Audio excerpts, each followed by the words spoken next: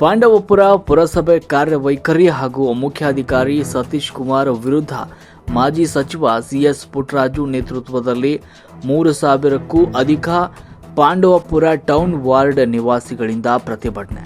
ಮಾಜಿ ಸಚಿವ ಸಿಎಸ್ ಪುಟ್ಟರಾಜು ಮಾತನಾಡಿ, ಪಾಂಡವಪುರ ಪುರಸಭೆ ವ್ಯಾಪ್ತಿಗೆ ಸಂಬಂಧಪಟ್ಟಂತೆ ಹಾರೋಹಳ್ಳಿಯಲ್ಲಿ ಹಲವು ವರ್ಷಗಳಿಂದ ಹಂಚಿಕೆಯಾಗದೆ ಬಾಕಿ ಉಳಿದಿರುವ ಸುಮಾರು 175 ಖಾಲಿ ನಿವೇಶನಗಳಿದ್ದು, ಸದರಿ ನಿವೇಶನಗಳನ್ನು ಬಡವರಿಗೆ, ನಿರ್ಗತಿಕರಿಗೆ ಮತ್ತು ಕೂಲಿ ಕಾರ್ಮಿಕರಿಗೆ ಹಂಚುವ ಬದಲು ಏಕಪಕ್ಷೀಯವಾಗಿ ರಾಜಕೀಯ ಪ್ರೇರಿತವಾಗಿ ಹಂಚಿಕೆ ಮಾಡಲು ತೀರ್ಮಾನಿಸಿದ್ದು, ಇದರ ವಿರುದ್ಧ ಇವತ್ತು ಪಟ್ಟಣದ ಪುರಸಭೆ ಮುಂಭಾಗದಲ್ಲಿ ಬಡ ಜನರಿಗೆ ಆಗ್ತಾ ಇರುವ ಅನ್ಯಾಯ ಹಾಗೂ ಪುರಸಭೆ ಅಧಿಕಾರಿಗಳ ಅಧಿಕಾರ ದುರುಪಯೋಗವನ್ನು ಖಂಡಿಸಿ ಹಮ್ಮಿಕೊಂಡಿದ್ದ ಪ್ರತಿಭಟನೆಯಲ್ಲಿ ಭಾಗವಹಿಸಿ ಶೀಘ್ರದಲ್ಲೇ ಬಾಕಿ ಉಳಿದಿರುವ ನಿವೇಶನಗಳನ್ನು ಅರ್ಹ ಫಲಾನುಭವಿಗಳಿಗೆ ನೀಡಬೇಕು ಹಾಗೂ ಇನ್ಮುಂದೆ ಈ ರೀತಿಯ ಘಟನೆಗಳು ಮರುಕಳಿಸದಂತೆ ನಿಷ್ಪಕ್ಷಪಾತವಾಗಿ ಅಧಿಕಾರಿಗಳು ಕೆಲಸ ನಿರ್ವಹಿಸಬೇಕು ಅಂತ ಕೂಡಲೇ ಮುಖ್ಯಾಧಿಕಾರಿ ಸತೀಶ್ ಕುಮಾರ್ ಅವರನ್ನು ವಜಾ ಮಾಡಬೇಕು ಅಂತ ಆಗ್ರಹಿಸಿದರು. ಸಂದರ್ಭದಲ್ಲಿ ಮಾಜಿ ಸಚಿವರಾದ ಸಿಎಸ್ ಪುಟ್ಟರಾಜು, ಮಂಡ್ಯ ಮನ್ಮೂಲ್ ನಿರ್ದೇಶಕರಾಗಿರುವಂಥ ಶಿವಕುಮಾರ್, ಮಂಡ್ಯ ಜಿಲ್ಲಾ ಪಂಚಾಯತ್ ಸ್ಥಾಯಿ ಸಮಿತಿ ಮಾಜಿ ಅಧ್ಯಕ್ಷರಾದ ಅಶೋಕ್, ಮೇಲ್ಕೋಟೆ ವಿಧಾನಸಭಾ ಕ್ಷೇತ್ರದ ಜೆಡಿಎಸ್ ತಾಲೂಕು ಅಧ್ಯಕ್ಷ ಮಲ್ಲೇಶ್, ಪಾಂಡವಪುರ ಪುರಸಭೆ ಮಾಜಿ ಸದಸ್ಯರುಗಳಾದ ಸೋಮಶೇಖರ್, ಗಿರೀಶ್, ಚಂದ್ರು, ಸುನೀತಾ, ಅರ್ಚನಾ, ಚಂದ್ರು ಹಾಗೂ ಪಾಂಡವಪುರ ಪುರಸಭೆ ವಾರ್ಡ್ ಜೆಡಿಎಸ್ ಪಕ್ಷದ ಅಧ್ಯಕ್ಷರು, ಉಪಾಧ್ಯಕ್ಷರು ಹಾಗೂ ಸಹಸ್ರಾರು ಸಂಖ್ಯೆಯಲ್ಲಿ ಜೆಡಿಎಸ್ ಪಕ್ಷದ ಮುಖಂಡರುಗಳು, ಕಾರ್ಯಕರ್ತರುಗಳು, ಬಡ ಹಾಗೂ ಕೂಲಿ ಕಾರ್ಮಿಕರು ಪ್ರತಿಭಟನೆಯಲ್ಲಿ ಪಾಲ್ಗೊಂಡಿದ್ದರು. ವರದಿ ಟಿಎಸ್ ಶಶಿಕಾಂತ್ ಶೆಟ್ಟಿ, ಪ್ರಧಾನ ಸಂಪಾದಕರು, ನ್ಯೂಸ್ 16 ಕನ್ನಡ.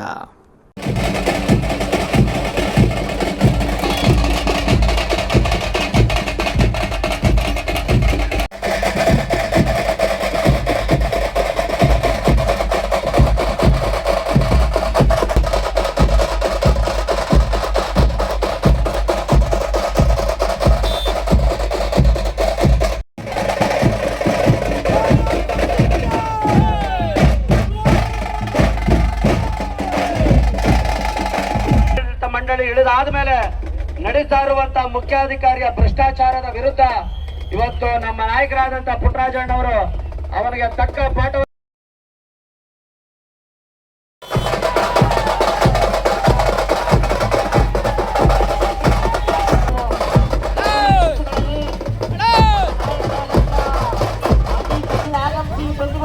ಪಾಂಡವಪುರ ಟೌನ್ ನಾಗರಿಕ ಬಂಧುಗಳು ಬೆಂಬಲವನ್ನು ವ್ಯಕ್ತಪಡಿಸುವುದರ ಮುಖಾಂತರ ನ್ಯಾಯದ ಪರವಾದಂತ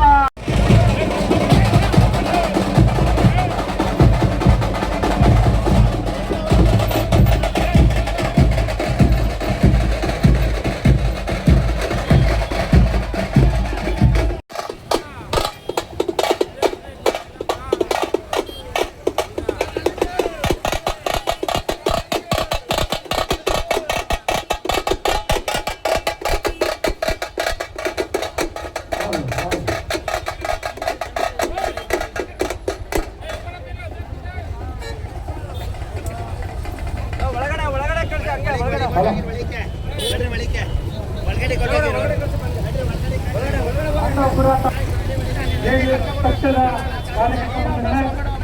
ಈ ದಿನ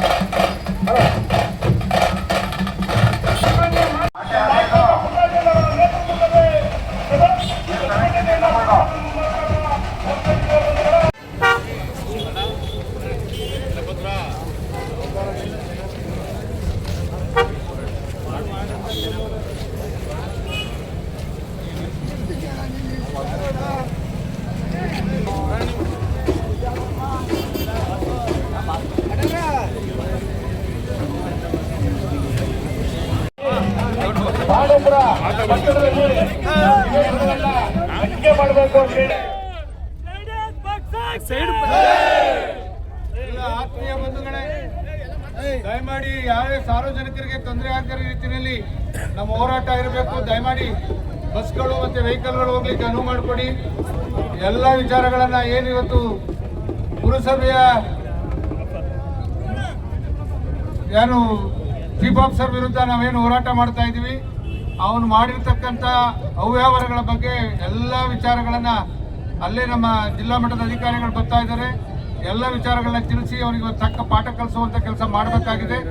ಎಲ್ಲ ಶಾಂತಿಯುತವಾಗಿ ಹೋರಾಟ ನಡಿಬೇಕು ಅಂತಕ್ಕಂಥದ್ದನ್ನು ವಿನಂತಿ ಮಾಡ್ತಾ ಆ ವೆಹಿಕಲ್ಗಳು ಹೋಗ್ಲಿಕ್ಕೆ ಅನುವು ಮಾಡಿಕೊಡ್ಬೇಕು. ನಾವು ನೇರವಾಗಿ ಕೃಷ್ಣ ಮೆಡಿಕಲ್ ಮುಖಾಂತರ ಪುರಸಭೆ ತಲುಪೋಣ. ದಯಮಾಡಿ ಎಲ್ಲರೂ ಸಹಕಾರ ಮಾಡಿ.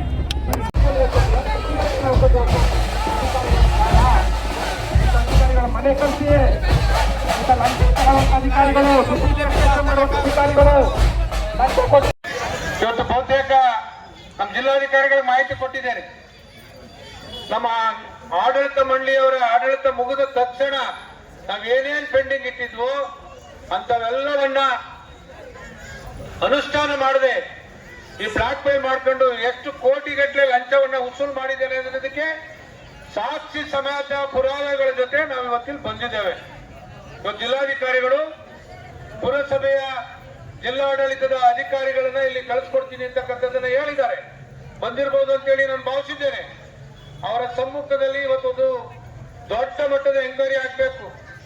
ಇವತ್ತು ಬಹುತೇಕ ಜಿಲ್ಲಾಡಳಿತ ಒಂದು ಲೆಔಟ್ ಬಡವರ ಬಗ್ಗೆ ಹಂಚಕ್ಕೆ ಅಂತೇಳಿ ಬಹಳ ಜನ ಪಾಪ ಅವ್ರ ಸ್ವಂತ ಜಮೀನಲ್ಲಿ ಲೆಔಟ್ ಮಾಡಿ ಅವ್ರ ಕಷ್ಟ ಸುಖಕ್ಕೆ ಮಾರ್ಕೊಳ್ಳುವಂತಕ್ಕೆ ಮಾಡ್ಕೊಂಡ್ಬಂದಂತವಕ್ಕೆ ಒಂದೊಂದು ಸೈಟ್ ನ ರಿಸರ್ವ್ ಮಾಡಿ ಇಟ್ಕೊಂಡಿದ್ದಾರೆ. ನಾನು ಹೇಳಿದ ಹೆಸರಿಗೆ ನಮ್ಮ ಸಂಬಂಧಿಕರ ಹೆಸರಿಗೆ ರಿಜಿಸ್ಟರ್ ಮಾಡ್ಕೊಳ್ಬೇಕು ಅನ್ನೋಷ್ಟು ಮಟ್ಟಿಗೆ ಇವತ್ತು ಆ ಸೈಟ್ ಗಳನ್ನ ರಿಸರ್ವ್ ಮಾಡಿ ಇಟ್ಕೊಂಡಿದ್ದಾರೆ. ಇವನ್ ಇಷ್ಟು ಎಲ್ಲ ಪೂರ್ತಿ ತೆಗೆದಿದ್ದೀವಿ. ಈ ಎಲ್ಲ ಬಹುತೇಕ ಎಷ್ಟು ಕೋಟಿಗಟ್ಟಲೆ ಇವತ್ತು ವಸೂಲಿ ಮಾಡಿರ್ತಕ್ಕಂಥ ಪುರಾವೆಗಳು ನಮ್ಮ ಹತ್ರ ಇದೆ. ಇವತ್ತು ನಾನು ಹೇಳ್ತಕ್ಕಂಥದ್ದು ಇಷ್ಟೇ, ಜಿಲ್ಲಾಧಿಕಾರಿಗಳು ಒಂದು ಸಮಿತಿ ಮಾಡಿ ನಾನು ಎಂಕ್ವೈರಿ ಮಾಡ್ತೀನಿ ಸರ್, ಯಾವುದೇ ಕಾರಣಕ್ಕೂ ಬಿಡೋ ಪ್ರಶ್ನೆ ಇಲ್ಲ ಅಂತಕ್ಕಂಥ ನನ್ನ ಸಂಜೆ ನನ್ನ ದೂರವಾಣಿ ಮುಖಾಂತರ ಮಾತಾಡಿ ಹೇಳಿದ್ದಾರೆ. ನಾನು ಸಂಬಂಧಪಟ್ಟಂತ ಜಿಲ್ಲಾ ಮಟ್ಟದ ಅಧಿಕಾರಿಗಳನ್ನ ಕಳಿಸ್ಕೊಡ್ತೀನಿ, ಮೆಮೊರಂಡಮ್ ಕೊಡಿ, ಇವತ್ತೇ ಅವನ್ನ ರಜಾ ಹಾಕಿಸಿ ನಾವು ಬಹುತೇಕ ನಾವು ಎಂಕ್ವೈರಿಯನ್ನ ಮಾಡಿಸ್ತೀವಿ, ಕಾನೂನು ರೀತಿ ಕ್ರಮ ತಗೋತೀವಿ ಅಂತಕ್ಕಂಥ ಮಾತನ್ನ ಹೇಳಿದ್ದಾರೆ. ಇವತ್ತೇನು ಜಿಲ್ಲಾ ಮಟ್ಟದ ಈ ಇಲಾಖೆಯ ಅಧಿಕಾರಿಗಳು ಬಂದಿದ್ದಾರೆ, ಅವರು ಇವತ್ತು ಇಲ್ಲಿ ಬಂದು ಭರವಸೆ ಕೊಡ್ತಾರೆ. ಆ ಭರವಸೆ ಮೇಲೆ ನಾವೆಲ್ಲರೂ ಸಮಾಧಾನದಲ್ಲಿದ್ದು ಅವ್ರೇನ್ ಹೇಳ್ತಾರೆ ಕೇಳ್ಕೋಬೇಕು. ನಮ್ಮ ಅನಿಸಿಕೆಯಂತೆ ಇವತ್ತು ಬಹುತೇಕ ಆ ಕೆಲಸ ಅವ್ರು ಮಾಡಿದ್ರೆ ನಾವು ಇಲ್ಲಿಂದ ನಿರ್ಗಮಿಸೋಣ. ಇಲ್ಲ ಅಂದ್ರೆ ಅವ್ರನ್ನ ರಜಾ ಆಚೆ ಕಳಿಸ್ತಾ ಇದ್ರೆ ಬೇರೆ ಎಂಕ್ವೈರಿ ಫಿಕ್ಸ್ ಆಗೋ ತನಕ ಇಲ್ಲಿ ಕಾನೂನು ರೀತಿ ಕ್ರಮ ತಗೊಳ್ಳೋ ತನಕ ನೀವು ತಕ್ಕ ಪಾಠ ಕಳಿಸುವಂತ ಕೆಲಸ ಮಾಡದೇ ಇದ್ರೆ ಮುಂದಿನ ಹೋರಾಟ ಬರೀ ಇದು ಸಾಂಕೇತಿಕ. ಕಳೆದ 3 ದಿನದಲ್ಲಿ ನಾನು ಪಾಂಡುಪುರ ಮನೆಗೆ ಅನೇಕ ವಿಶೇಷ ನನ್ನ ತಾಯಂದ್ರು ನಿಮ್ಮ ಸಮಸ್ಯೆಗಳನ್ನ ಹೇಳ್ಕೊಂಡು ಬಂದ್ರಿ. ಏನು ಹಿಂಗೆ ನಮಗೆ ಬರೀ ಅರ್ಜಿ ಹಾಕಕ್ಕೆ 2,000-3,000 ಖರ್ಚು ಮಾಡಿಸಿದ್ದಾರೆ. ಇರೋದು 100-150 ಸೈಟು. ನಾವು ಇವತ್ತು 1,000 ಜನ ಅಪ್ಲಿಕೇಶನ್ ಹಾಕಿದ್ದೀವಿ. ಯಾವುದೇ ಕಾರಣಕ್ಕೂ ನೀವು ನಮಗೆ ನ್ಯಾಯ ಕೊಡಿಸುವಂತ ಕೆಲಸ ಆಗ್ಬೇಕು ಅಂತಕ್ಕಂಥ ಮಾತನ್ನ ಈ ಸಂದರ್ಭದಲ್ಲಿ ನೀವು ನಮ್ ಗಮನಕ್ಕೆ ತಂದ್ರಿ. ಇವತ್ತು ನನ್ನ ಎಲ್ಲ ಪುರಸಭೆಯ ನಿಕಟಪೂರ್ವ ಅಧ್ಯಕ್ಷರು, ಉಪಾಧ್ಯಕ್ಷರು, ಗೌರವಾನ್ವಿತ ಎಲ್ಲ ಸದಸ್ಯರುಗಳು ಕೂತು ಮಾತಾಡಿ ಯಾವ ರೀತಿ ನಾವು ಈ ಹೋರಾಟವನ್ನು ಮಾಡಬೇಕು ಅಂತ ಹೇಳಿ ರೂಪಿಸ್ಕೊಂಡಿದ್ದೀವಿ.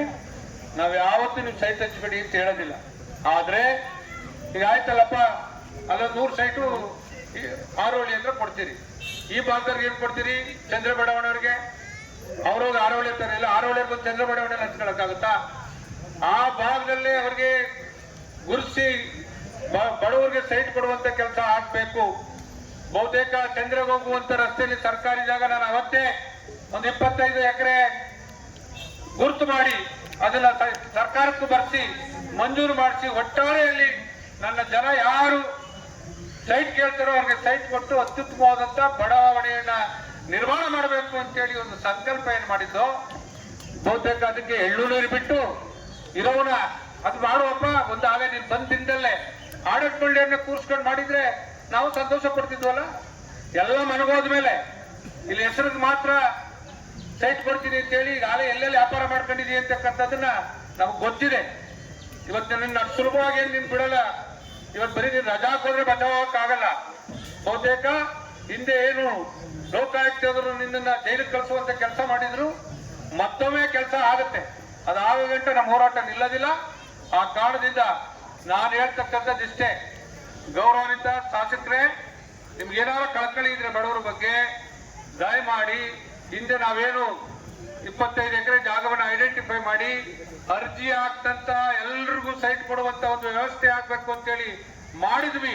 ಅದ್ರ ಜೊತೆಗೆ ಸೇರಿಸ್ಕೊಂಡು ಆರೋಹಳ್ಳಿಯರಿಗೆ ಆರೋಹಳ್ಳಿ ಭಾಗದಲ್ಲಿ ಕೊಡಿ, ಹಿರಿಹಳ್ಳಿ ಗೆಟ್ಟೆಲ್ಲ ಹೊಸ ಮಾಡ್ತೀವಿ ಹಿರಿಮಳ್ಳಿಯವ್ರಿಗೆ ಕೊಡಿ, ಈ ಭಾಗದಲ್ಲಿ ನಮ್ಮ ಚಿಕ್ಕಾಡಿ ಭಾಗದಿಂದ ಬಂದು ನೆಲೆಸಿರ್ತಕ್ಕಂಥ ಜನಕ್ಕೆ ಅಲ್ಲಿ ಕೊಡಿ, ಚಂದ್ರ ವಿಳಾವಡಿಯಲ್ಲಿ ಇರ್ತಕ್ಕಂಥ ಭಾಗದವರಿಗೆ ಅಲ್ಲೇ ಕೊಡಿ.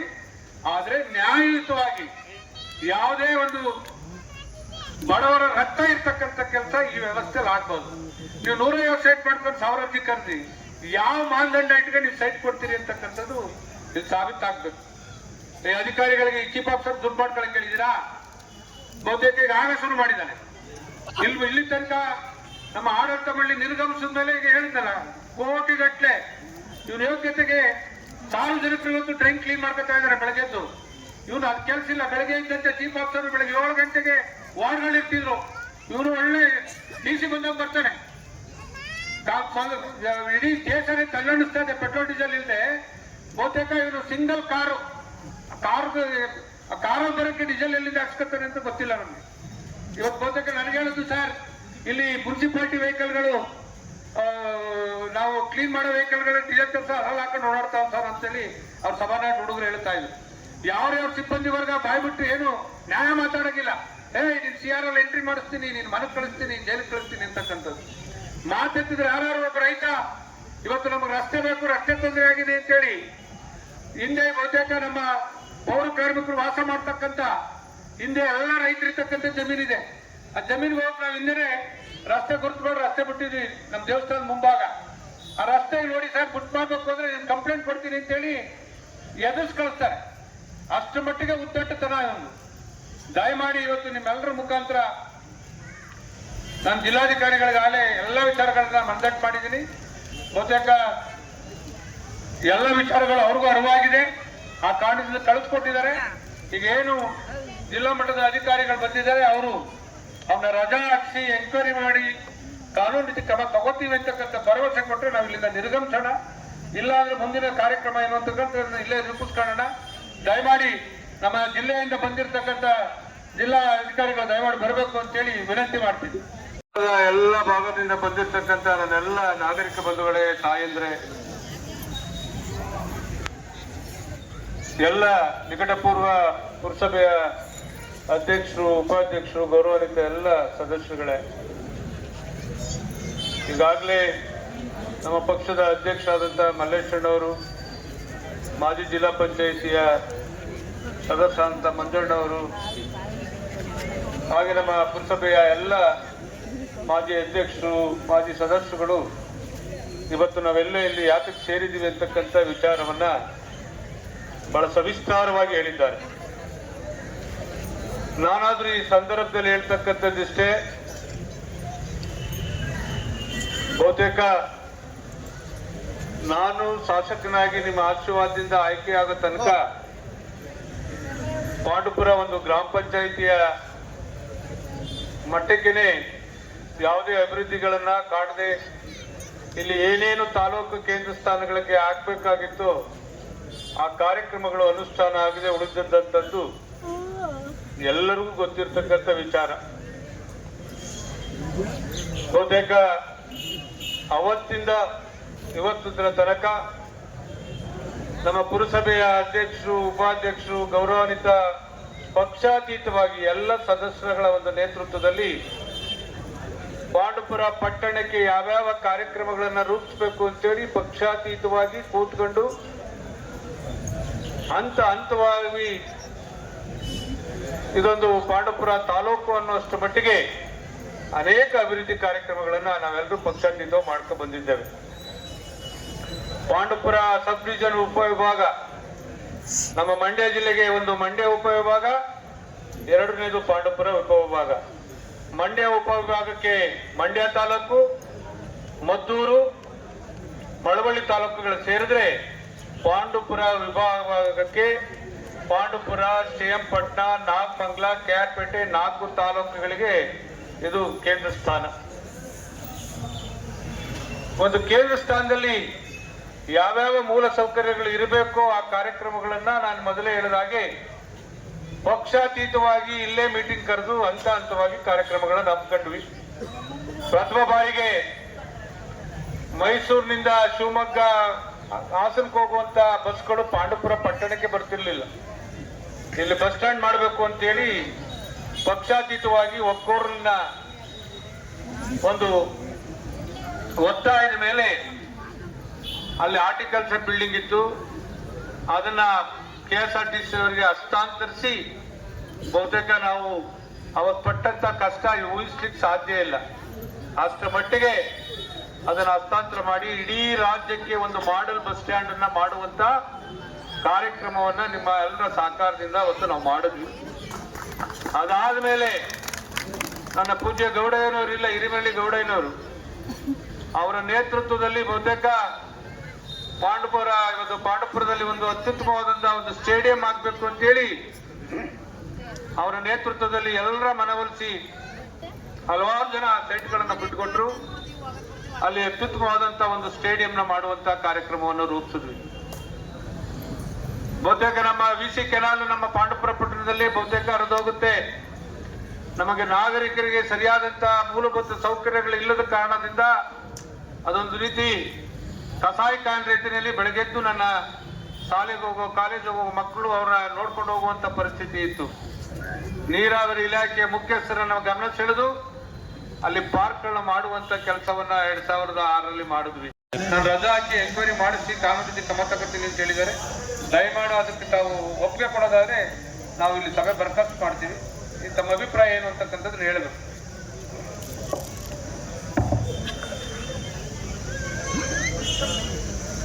ಮಾನ್ಯ ಈ ಜಿಲ್ಲಾ ಉಸ್ತುವಾರಿ ಸಚಿವರಾಗಿ ಹಿಂದೆ ಕೆಲಸ ನಿರ್ವಹಿಸಿರುವಂಥ ಈ ಕ್ಷೇತ್ರದಿಂದ 3 ಬಾರಿ ಆಯ್ಕೆಯಾಗಿರುವಂಥ ಹಿರಿಯ ಶಾಸಕರು, ಮಾಜಿ ಸಚಿವರು ಆದಂಥ ಸನ್ಮಾನ್ಯ ಪುಟ್ಟರಾಜಣ್ಣವರೇ,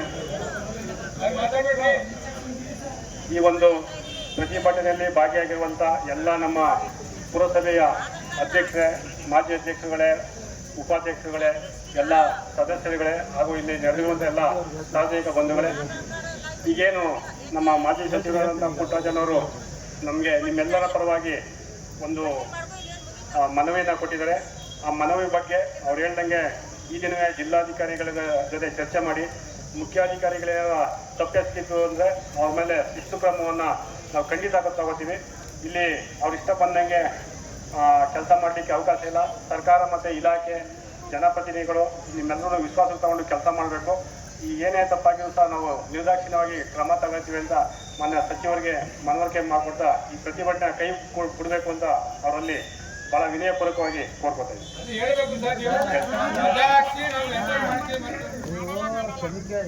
ಇವತ್ತು ನೀವು ಎಂಕ್ವೈರಿ ಮಾಡಿ ಪ್ರಾರಂಭ ಮಾಡಬೇಕಾದ್ರೆ ಇಲ್ಲಿ ಸಾಕ್ಷಿ ನಾಶ ಮಾಡುವಂತ ಎಲ್ಲ ಪ್ರಕ್ರಿಯೆ ಆಗುತ್ತೆ. ರಜಾ ಹಾಕಿ ನೀವು ಎಂಕ್ವೈರಿ ಮಾಡಬೇಕು. ಕಾನೂನು ರೀತಿ ಏನ್ ಕ್ರಮ ತಗೋಬೇಕು ಅದನ್ನ ನೀವು ತಗೊಂಡ ಮೇಲೆ ಮುಂದಿನ ನಡವಳಿಕೆ ಮಾಡಬೇಕು. ಇವತ್ತೇ ಇಲ್ಲ ನೀವೇ ಡಿಸಿಷನ್ ತಗೋತೀರಾ, ಇಲ್ಲ ಜಿಲ್ಲಾಧಿಕಾರಿಗಳು ಗಮನಕ್ಕೆ ತಂದು ಅವ್ರ ಮುಖಾಂತರ ತಗೋತೀರಾ, ತಿಳ್ಕೊಂಡು ಬಂದು ಹೇಳ್ತೀನಿ ಅಂದ್ರೆ ಹೇಳಿ, ಇಲ್ಲ ನೀವೇ ಡಿಸಿಷನ್ ತಗೋತೀವಿ ರಜಾ ಹಾಕ್ತೀವಿ ಅಂದ್ರೆ ಭರವಸೆ ನಿಮ್ಗೆ ಚೆನ್ನಾಗಿ ಕೊಡೋದಾದ್ರೆ ನಾವು ಮುಕ್ತಾಯ ಮಾಡ್ತೀವಿ.